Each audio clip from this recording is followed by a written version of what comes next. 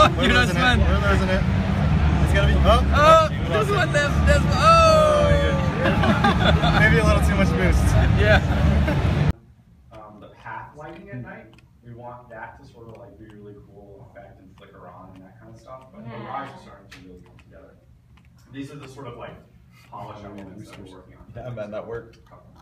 Oh wow, that actually made it. But yeah, so you'll notice even the Western wheel, we've gone to the lengths of making sure that every single individual vault is an actual 3D model. Oh man, that's awesome. Yeah, it's like that's the sort of technology that we have now that we can do that stuff and not Little head chopper there. Yeah. And you're using Unity now, right? Mm-hmm. What did you use before?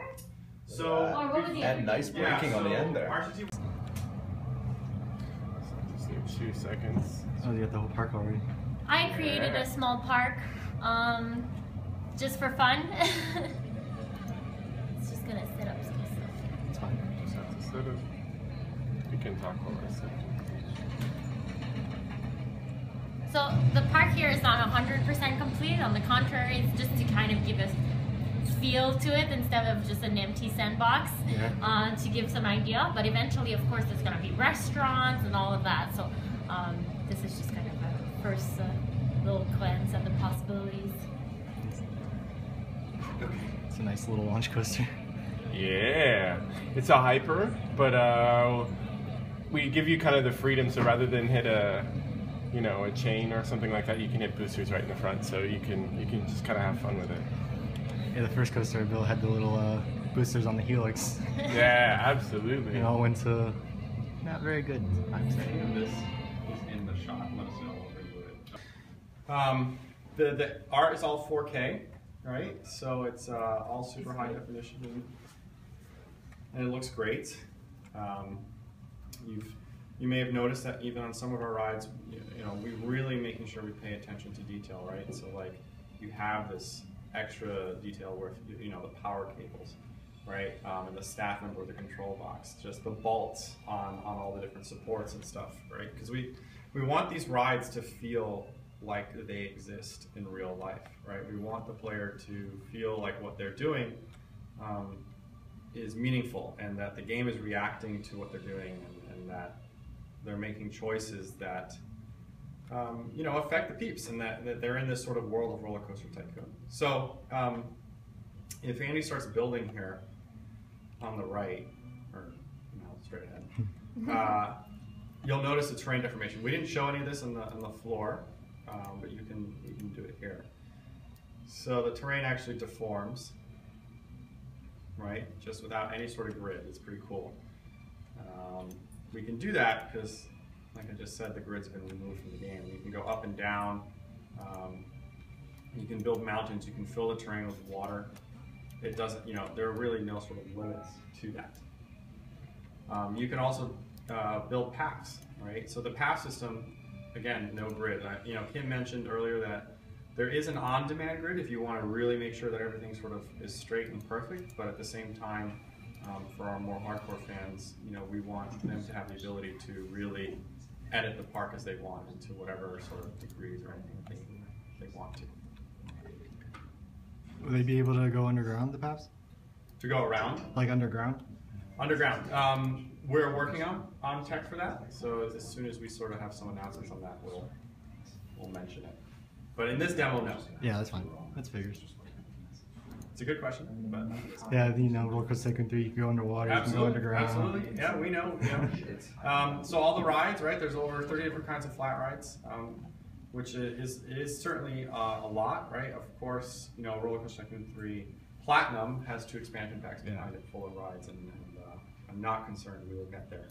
Do you think this is like just a really good base to have at this point, like kind of like? It is a very solid game, right? It is a game that's going to grow with free updates.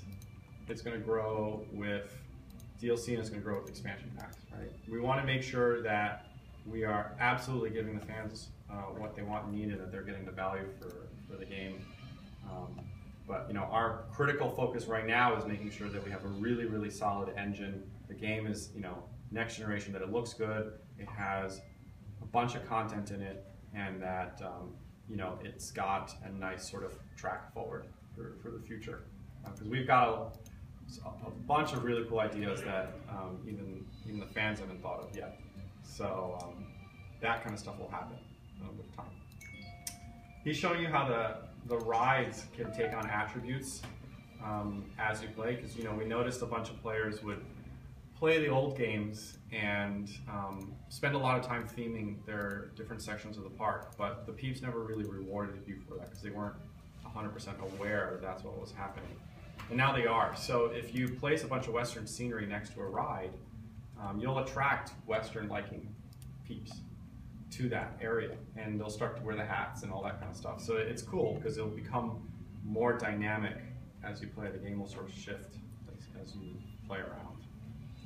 And then if we pan over to the roller coaster, of course you've probably already seen a bunch of the roller coaster building.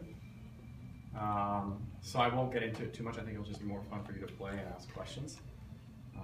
But there's blueprints. That's what this is. It's a pre-built coaster. There's there's 4 track types in the game, because we looked at all the different kinds of coasters out there and we're like, okay, how do we get the most amount of coasters, but just really look at what we need to create that. So we landed on 4 track types, and then that gives us 10 coaster types. And each of those coaster types is going to have different themed coasters, right? So you have like the wooden generic coaster, the wooden mine coaster, that kind of stuff. And those will have just designed tracks, right? So that's kind of what you get when you start. And then of course you can build your own with everything. So that's what he's going to do here. He's going to just start with just a hyper coaster, and a generic hyper coaster. So one thing I noticed is, like, I saw the benches and stuff. They don't look like they're necessarily tied to the paths anymore. You can put the benches anywhere. You can put them on the path. Yeah, but of course on the paths, right? That's how really a peep gets to them. Yeah. But there's picnic tables as well, so you can build food courts and things like that. Will they like walk off the path to use the stuff? No, they stick to the paths, right?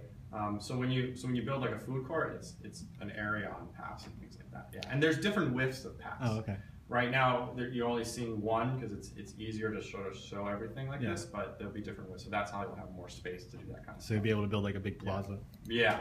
And you can put a bench in the middle of the grass, but it's not really going to sort of serve a purpose other than decoration. And you'll notice the bottom of the coaster grid there is changing colors. That's because the coaster editor is super powerful, and you can really build whatever you want in a shorter amount of time than ever before. You can build a booster track. Oh, I am. I'm sorry. You're absolutely right. But we've added those colors at the bottom for some of the casual players to get like, okay, what happens if the coaster flies off? It might fly off the rails if it's on a red, right? It's just a little bit of a hint guide to make sure that the game remains accessible to everyone. It's not 100% precise because it's still got to be fun in the game, and it's you want to reward the players that really take the time to learn the ins and outs of the physics system. But it definitely helps out, right? And the coaster system has been simplified to just degrees and lengths that you've never seen before. You're able to sit down now and really build cool coasters with a controller in front of the TV. It's kind of a cool experience. So that's kind of what he's just building out the coaster here. Sorry, I'll hurry up. No worries. My bad. Are you like able to build like block sections like in the old ones? You mean like block breaks and things like that? Of course. Yep. There's the booster. So now you can have multiple cars and trains and things like that, of course. Yep. We've really tried to make sure that we look at what goes on in a real theme park and that you're able to do that here. That is our goal, right? To allow you to feel like you're running an actual theme park, but that you're able to do a couple things that probably you would not be able to do in a real theme park. So if you aim it, since like things you can't do in a theme park, can you aim the track correctly and just like launch it off one end and catch it on the other end? Oh, you mean like up and back down? Yeah. I'm not sure that we've actually tried that yet. We haven't. I don't like know. Launch a coaster off a track and have it land on another track and see what happens. No. I don't think anyone's We tried will it. put our QA tester on it. I mean, in theory, If you're perfect. you would be able to, because the physics engine allows that, but we haven't tested that out yet. I don't expect that to actually be in the game. Well, because like That'd be cool. it's before the coaster would just fly off the track the moment something Yeah. would happen, right, or explode or whatever. Now each individual car inside of a coaster train has physics. So you may have a situation where like part of the coaster flies off the track and the rest of it still stays on the track. Yeah. So what you're asking is, in theory, possible. Hey. But you know, we haven't played around with it. But anyways, so that's sort of the demo. All right. So want to get them set up here? Yes. Yeah, if you want to play over there, you can play the game. All right, Yeah. cool. And yeah,